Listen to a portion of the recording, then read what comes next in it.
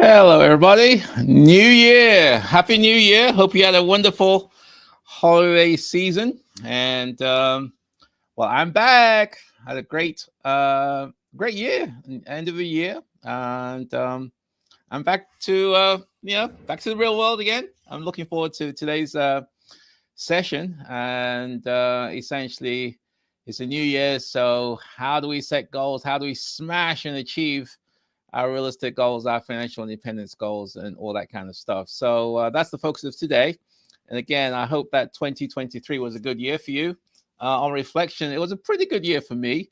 I accomplished a lot of things, both real estate wise. I didn't have many vacancies, turnovers. So all my properties were pretty much occupied throughout the entire year. I started a new JV, a wealth builders program, and it's slightly different than the previous JV Wealth Builders program. This is a new one. It's focused on execution. So we did a pilot study, a pilot case, and we have Femi going through right now. It's working out real well. I'm looking forward to the next one. Another student is going to be hopefully buying their next house at the end of this month, January. So that's going well. And I did a lot of travel. I traveled 5 countries last year.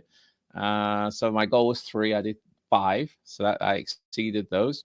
I lost some weight, and so health-wise, I was trying to take care of my health. Exercise a lot more. I try to exercise at least 5 days a week, so I did that. Financial goals were pretty much intact and met. And I was able to help a lot of my tenants in various ways, so that those goals were met. Family wise, that was good. Pretty much kept in touch with my family, both here and overseas. And hopefully I'll be visiting the ones overseas this year. I'll go to Ghana hopefully sometime in February. So it was, on reflection, a pretty good year. Obviously, there's some disappointments, but that's life.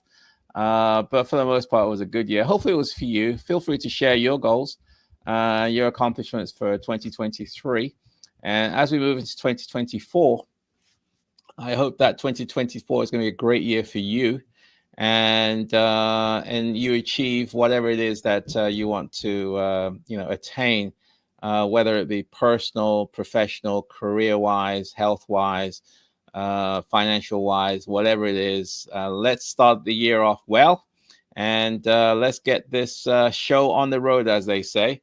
So let's get the show on the road. Let's have a look. So new year, new wealth, setting and smashing your real estate goals. So I suppose the issue is, what does it take? What does it take to set and achieve real estate investment goals in the new year 2024? What does it take? As the calendar turns to 2024, the landscape is really, it's evolving. It's changed a lot. It's changing rapidly post pandemic, and therefore it's really important to understand and set realistic goals in the environment, not just to for the sake of doing goals, but really careful planning. And it's not easy to set good goals, and it requires informed decisions making. And the environment is changing, housing demand is changing. There's a rise of remote work. People are working away from the office, and it doesn't seem like a whole lot of effort to go back. So I think the remote working, Zoom, and all that kind of stuff is pretty much here to stay for a lot of people. And I think there's a shift in the market from urban to suburban in some markets. So that's changing. So obviously those changes are going to affect property values, and it's also going to affect rental yield, your return on your investments for your rental properties. So really, if you're going to set goals, then you have to look at the bigger picture, which is the macroeconomic, kind of factors, and also some of the micro level or local factors as well, because you need to align your financial goals with the market trends, what's going on currently, regulatory changes. There are changes going on, both in terms of investments, landlord tenant, and zone in on a whole bunch of different things, and also your financial capabilities. What's your ability to purchase and grow, your investment portfolio? These things are going to affect the kind of goals that you're going to set for 2024.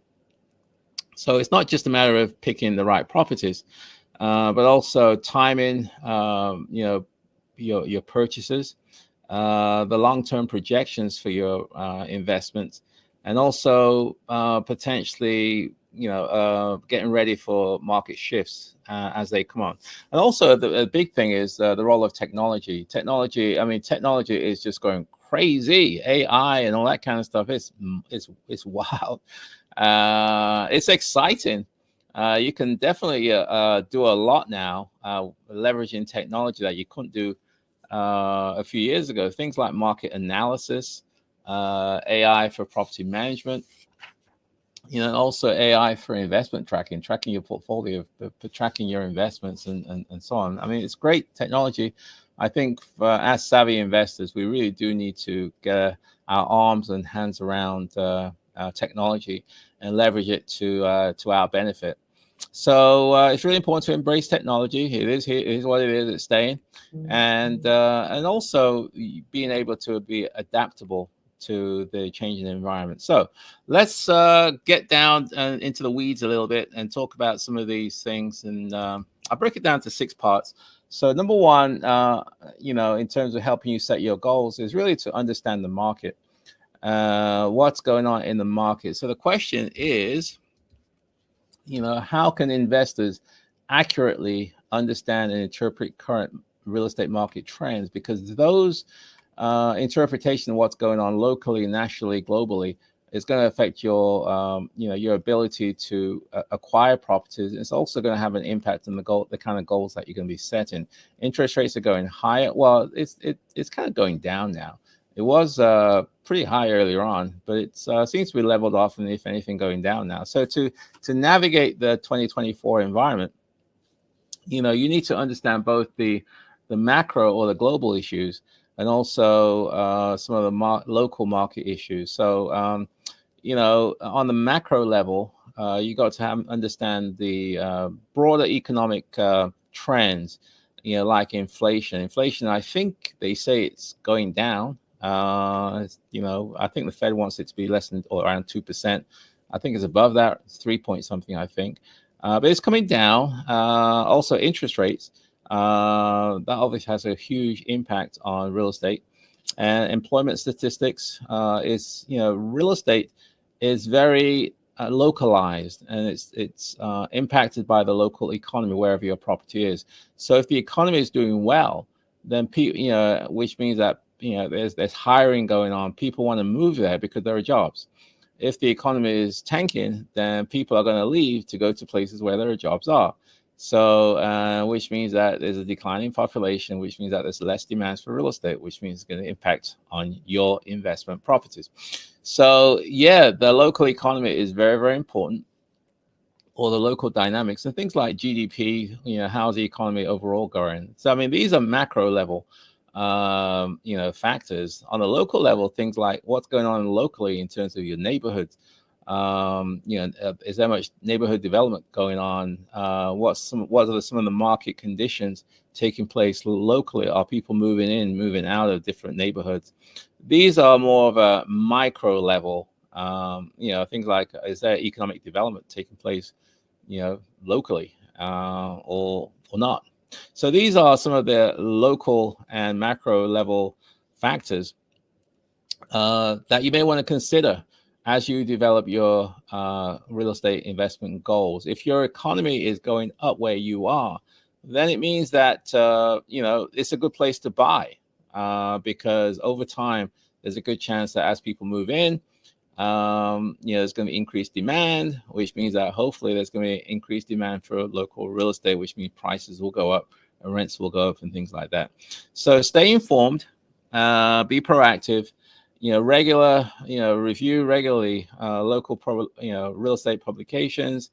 If you can, attend industry events and network with other professionals, because they can share with you what's going on in your local area. So utilize analytical tools out there. There's quite a few of them. Bigger Pockets has a bunch of them. There's quite a few AI related tools out there, and to study market trends, what's going on, and also potential investment opportunities. So what are some of the action items coming from this understanding the market related factors?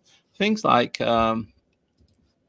regular review economic data. I know it can be a little bit boring, but you do need to know. You can't bury your hand in the sand about what's going on locally, on a macro level in terms of economic, because it's going to impact your investments.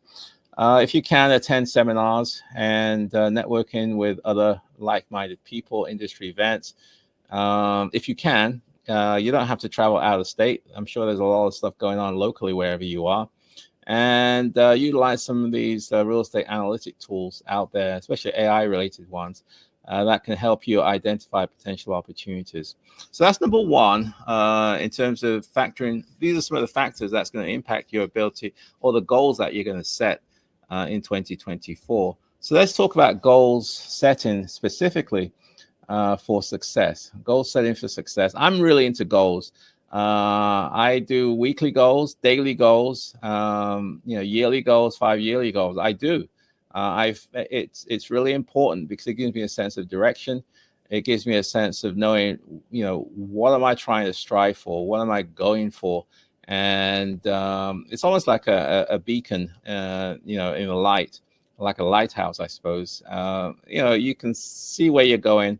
And you can therefore develop milestones. I've just had a habit of developing goals for a long time, at least 15, 20 years. And so, every day, once after I've done my workout exercise, once I kind of settle down, I try to set my daily goals and review my daily goals in context of the weekly goals. That's what I do. It's a habit. And I'm sticking to it. So anyway, goal setting. So the question then becomes is what are the key considerations in setting an achievable real estate goal? Well, the goal should be achievable. It should be realistic, not pie in the sky. Sounds good, but there's no way you're going to actually achieve it. So it's got to be realistic. And but effective goal setting is really, in terms of real estate investing, it's really, really a critical step in ensuring your success. It kind of begins with a self-assessment. Consider where you are right now. What's your financial position? What's your risk tolerance? That's the important thing. What's your long-term objectives? Where do you want to be a year, 5 years, 10 years from now? And these things come into play when we develop what we call SMART, SMART level, goals. I think you may have heard the term SMART, and that stands for specific. That's where the S comes in. Measurable. That's where the M comes in. Achievable. That's where the A comes in. Relevant, I suppose. And time bound. So the idea is that the goals that you set should be specific. It should be measurable. It should be achievable. It should be relevant. And also it should have some context to time. So it really does provide you a clear roadmap for your investment journey. So if you're going to do goals, if you're going to take the time to set goals, then try and make them specific. Don't make it vague, like I want to get into real estate investment. That doesn't really mean a whole lot to anything. I think it should be more specific, like I want to acquire 2 properties this year in Washington, D.C., or in Phoenix, or in St. Louis, or wherever you are. I want to buy 2 properties this year in 2024 with a net yield of X number of percent in terms of the return, and also I want to do that within the 12 months. So that goal is specific. It's measurable. It's achievable, hopefully. It's relevant. It's got some time context to it. So rather than just saying, I want to buy a house or I want to get into real estate investment in 2024, what we're saying is that I want to acquire 2 properties in Washington, D.C., or in zip code ABC or whatever it is, with a net yield of this and in this time frame. Understanding that your investment, so hopefully you get that. I mean, setting goals can be a little bit painful. It's very intimidating because it's scary. I mean, you're thinking about yourself in the direction you're going, and it's a very I don't know. It's a very humbling experience when you actually put pen to paper. Well, not pen anymore. A laptop to paper or keyboard to paper or keyboard to key. Anyway, you know what I'm saying. So the idea is that it's a very it's an interesting process, and but it's definitely worthwhile. You may have to complete several settings, especially if you're not used to doing something like this. But it's important to align your real estate goals with your broader financial goals or financial plans, such as retirement and whether you want to build wealth. And so that way, it's all sort of holistic.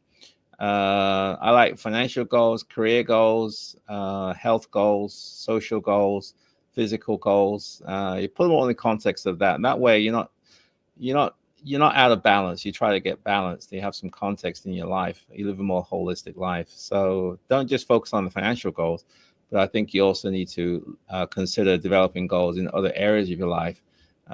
Your career, your health, your social and emotional goals, and things like that. But it should be realistic. That's the key. Don't make it too out of pie in the sky, and and don't make it too unrealistic. I mean, I can't think of another word. Where it becomes that I can't do it, and therefore you kind of throw your head or throw your hands in the air and just say, I'm not doing it. And I know that I'm a member of Planet Fitness, for example, and I think typically, the next week or two, everybody's going to go to the gym because everybody has physical goals, which is to increase my health, to exercise more, to lose weight. And so these clubs get jam-packed, during this month. And then come February, March, it kind of goes back to normal because everybody kind of moved on from, the real world. Because achieving goals is hard work. It's a lot of effort. It takes discipline. It takes action, and a lot of people just aren't going to do it. Same thing in real estate. A lot of people want to buy properties. They want to invest in real estate. It takes hard work. That's all there is to it. It takes hard work. It takes effort. It takes a commitment. It takes money. It takes an education. It takes systems. It takes relationships. It establish a team. You got to get. There's a whole lot of stuff associated with executing real estate, and and once people understand that, they just move on to something else. Maybe, I don't know, do Amway or do Amazon or something, which they think it's easier. And then they start that, and then they find out that's also hard work. And so they go off to do something else. So it's whatever you do is hard work. That's all there is to it. And so what are the action items associated with goal setting? I think it's conduct a self-assessment of your financial situation, where you are right now, and also your risk tolerance level. Set SMART goals, that align with your broader financial goals or financial plans, and regularly review and adjust these goals as the market conditions change and your personal situation and circumstances change as well. So that's number 2. That will help you as you formulate your goals for 2024. The other thing is financial planning and management. I think that's really important. As you develop your goals and smash your goals for 2024. Why? What do I mean by that? So the question becomes, how can investors effectively plan and manage their finances for real estate investment? The assumption is that, you're going to have to have some money if you want to buy real estate. I mean, I know that there are some gurus out there who say you don't need any money. The seller's going to come up with all the money and you don't need anything. That may be true, but in the real world, that doesn't happen very often. It does happen every now and then, but not very often. So assuming it's not going to happen too often, then you're going to have to plan, and manage your finances if you want to acquire real estate. One of the things is that your housing costs are just so high nowadays that unless you can drive that cost down, it's just very, very hard to save money. So sound financial planning, I think I was speaking to somebody about that a couple of days ago, and about house hacking. If it was yesterday, I was speaking to somebody. The importance of driving your costs down. And they were open to house hacking, where they would buy a house. Part of that space is rented out, and they will live in the other parts of the house, and therefore they can save money, which will then allow them to buy the next house and the next house and so forth. And then that's what I did. That's what I highly recommend, and so on. So sound financial planning is really the cornerstone of successful real estate investing. This involves a clear understanding of your, how much money you're going to need, and how much money you need, your what we call financial capacity. How much can you raise? But also, it's important that you manage your expenses and cash flow, because that's important. Effective budgeting is crucial. You've got to know where your flow of income going in and out. You can't just spend money and not worry about it. You've got to budget. Not necessarily the traditional way of budgeting, but you need to know the inflows and outflows of your money, and track that if possible. There's a lot of tools out there that can help you track that. And also, if you own real estate, you should understand your true cost. I know that I always say the biggest expense that you're going to have as a property owner is what we call turnover and vacancy costs. If you can't drive that down, you don't make a whole lot of money. So you need to know where the money is going in, where it's going out, and focus your attention to hopefully, drive some of those costs and expenses down. There are obviously different financing options that you have. You can get residential financing, commercial financing, hard money financing, private money financing. There's lots of different financing options available to you, so that you need to consider as well in terms of your financial planning and management. And you need to have liquidity. You've got to have some money left over. And that's what I'm saying. You've got to drive your housing costs and other expenses down, because that will then allow you to save money, build up some reserves, and hopefully be able to use that money to buy more houses. Maintain a cash reserve, or at least access to reserves or funds, is really important, either through home equity lines of credit cards, and those vehicles. And but keeping track of your investment performance is very important, and because it's going to allow you to make what I call better informed decisions. So what are the action items associated with this? Create a comprehensive budget. Let's have a look. What are the action items associated with planning, financial planning and management? Create a budget, of the inflows and outflows. Explore and understand your financing options available to you. Maintain liquidity and track the performance of your investment portfolio. And then that's up to 3 so far. But if you got some questions, we're going to go down to the Q&A session in about 5 or 10 minutes. So if you got some questions for me, please put them in the chat box, and I will answer them in about 5 to 10 minutes. So put them over there. We always have a lot of questions. So get your questions lined up and try to pick my brain and all that kind of stuff. So number 4, risk management. That's also going to be very important as you develop your goals for 2024. Not just management, but mitigation, i.e. try to limit your risk and exposure. So the question becomes, what strategies can investors like you and I employ to manage and mitigate risk as we, continue our real estate investment, journey? So what can we do? Obviously, real estate investing involves risk. I mean, there's nothing you can do about it. Anything that you do with money involves some level of risk. Real estate is no exception. Managing risk, though, is really essential for your long-term success. There are different ways to do that. I like to do due diligence before I buy a house. I like to check things out, check the house, check the property, check the neighborhood. Is this the kind of property that if I buy, I can attract the kind of tenants I'm looking for? Do some due diligence on the owner, on the property, on the tenants. If you're inheriting tenants, there's a lot of things you can do to mitigate risk when you acquire property. Another way that some people do is to spread their risk over, properties over different areas geographically, and also of the other investment classifications like multifamily or commercial, in addition to residential. Some people like to do that. I like to just focus on single families, as you know. I don't try to get too caught up in the other things. And I just buy in the Washington, D.C. area. I know this market. But, again, there's different ways whereby you can sort of mitigate or reduce your risk as it pertains to real estate investing. But the key one, in my opinion, is just do your due diligence before you buy a house or before you buy any, making any investments.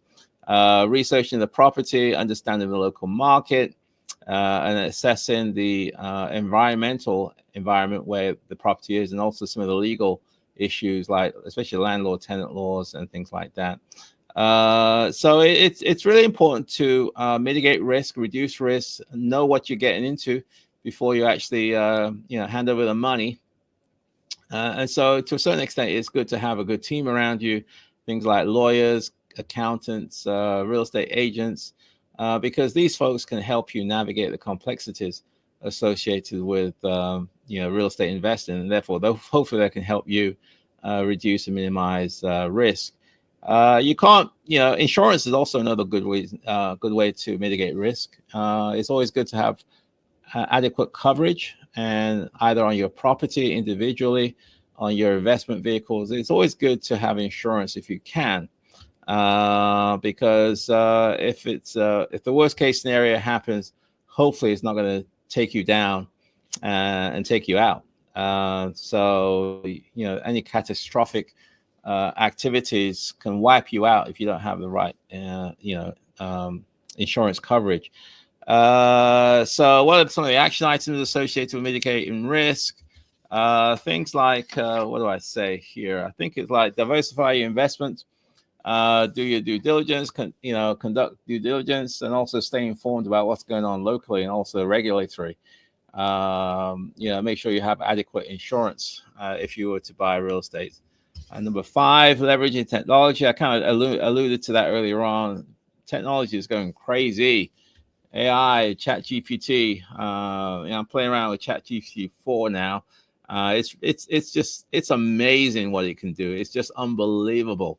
And I think if you don't leverage technology, you're kind of missing out, because there's so much that you can do now that you couldn't do earlier on a few years ago. So how can modern technology be utilized to enhance real estate investment strategies? That's the issue, is how can we use technology to help us and enhance our investment strategies as we develop our goals for 2024. So I said, technology's got an integral part of real estate investing now. It's providing tools that can really enhance almost every aspect of real estate investment process. Things like property management software nowadays, can streamline management of your investment vehicles, your rental properties. It can track rental payments. It can schedule maintenance. There's a lot of things you can do with property management software now. There's also data analytic tools out there that can provide you with insights into things like market trends, property values, investment opportunities. There are lots of online platforms out there that you can use to analyze properties. And technology like virtual tours now, you can literally walk through a house without actually going there. There are lots of different online marketplaces out there. Technology just essentially made it easier to find and assess properties, analyze properties, even if you're far away. So you could be buying stuff on the other side of town, other side of the state, or even the other side of the country. You can access to really, really quality information that a few years ago you just couldn't access. So staying up to tune and it's also social media, I think, is really good here.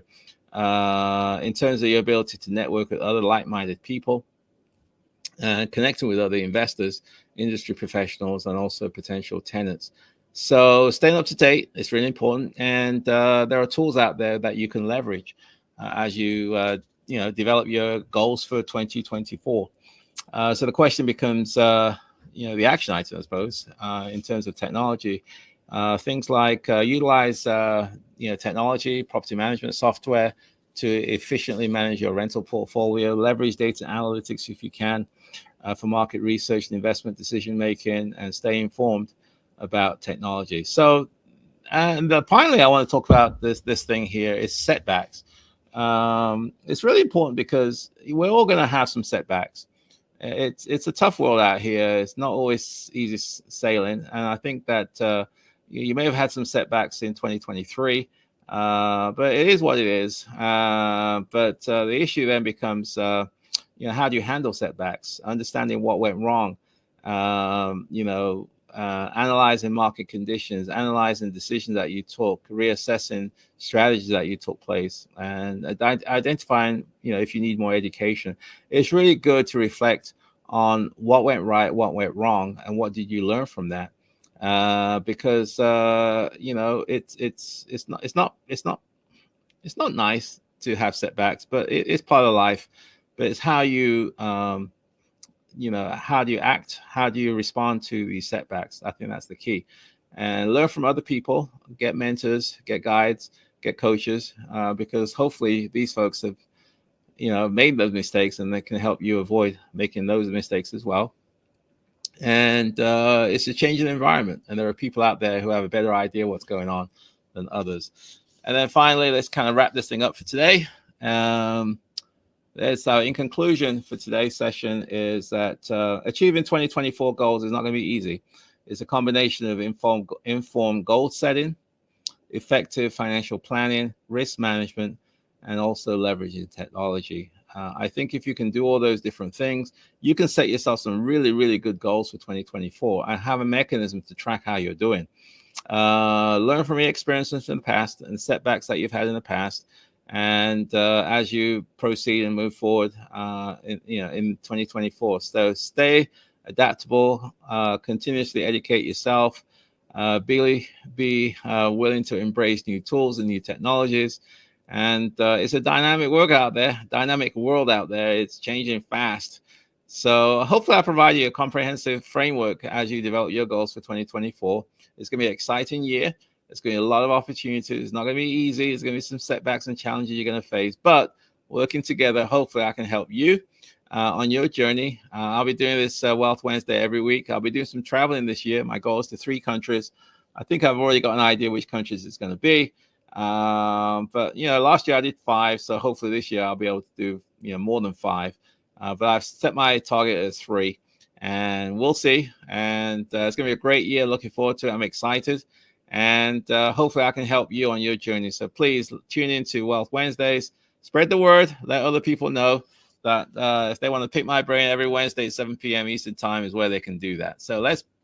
With that said and done, if you got some questions, please put them in the chat box, and I'll try to answer them in a few minutes. And if you got any questions you want to shoot me, or if you want to reach out to me, you can reach me at joe@joeasamoah.com, joe@joeasamoah.com. So with that said and done, my friends, let's get down to the comments, and let's see who has. Let's have a look. Janitor on fire. Oh gosh, who's that? I hope you're doing well, Janitor on fire. And greetings from Phoenix. Hey, Dr. How you doing? Happy New Year, Dr. Joe. Wishing you many blessings in 2024. Thank you, Dr. You're a regular, and hopefully, we can do some business this year. Millicent from Pong. That's a Ghanaian name. If ever there is one. I hope you're doing well, Millicent. And let's have a look. Marlon. Hey, Marlon. Happy New Year, Doctor. Hope all is well. Great talking with you yesterday, and look forward to working with you in 2024. It's going to be a great year. It's not going to be easy. Set your goals. Let's just get on with it, Marlon. Let's get some deals wrapped up, and so on. Again, commiserations on or condolences to some of the family members that passed away or having some health challenges. So hopefully everything's going to work out for them, and hopefully everything's going to work out for you and your family as well. Who's this? Miss. I don't know who this is. Miss. Hi, Miss. Thank you. Okay, you're welcome. Dow 2. In a previous Wealth Wednesday, you mentioned one of your properties had become vacant. Did you make a decision on about what to do with it? Yes, I think I'm going to sell that property. It's in Washington, D.C. I've owned it for about 10 years. The tenant just recently left about a month and a half ago, 2 months ago. And, it's in a good area. It's appreciated. There's been quite a bit of appreciation taking place on that property. There's quite a bit of equity there. So I've decided that most of the time I tend to keep my properties, but for this one, I'm leaning towards selling this property. And so yeah, that's what we're gonna do. Who knows, if you're in the local area, maybe I'll do an event there, and so you can see one of my properties, and then we can network and talk about it. But yeah, that's why I'm kind of leaning towards selling this property. I mean, at some point you have to enjoy the fruits of your labor, as they say.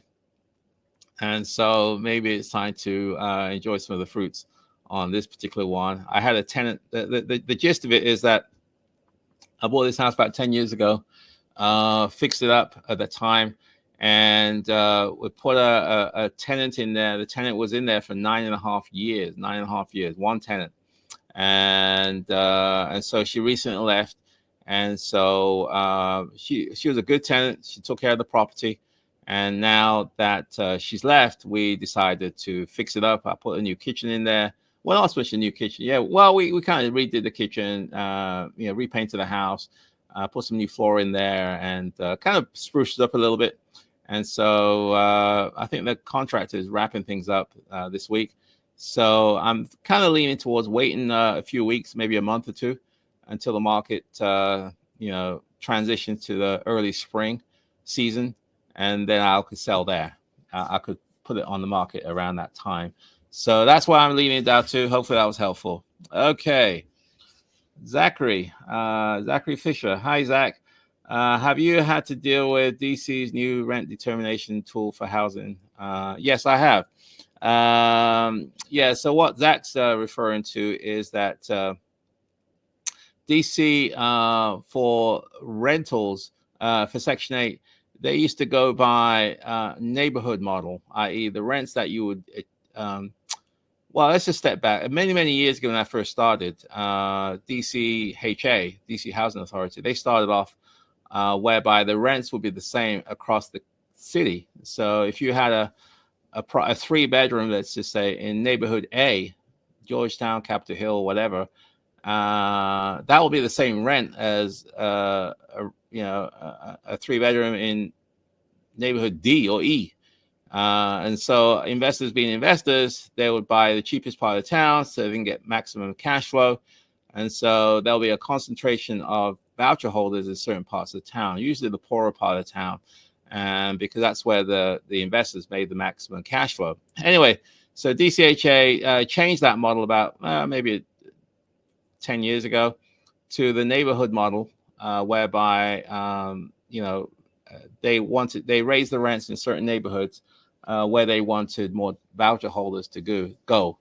So they had that model until July of this year, or last year, I suppose. Then they changed it to a new model, which is what Zach's referring to, a new rent determination model. So I have a pretty good idea how it works. I think I've taken the time to understand it. I've spoken to some people at DCHA to kind of give me a better perspective of it. So I have a pretty good idea how it works. There are definitely winners and losers in this new environment. Obviously, my goal is to help you become a winner as opposed to a loser. And there are ways to win. It's no different than when if they change the rules of a game. Savvy people step back, understand the rules before they get back onto the court.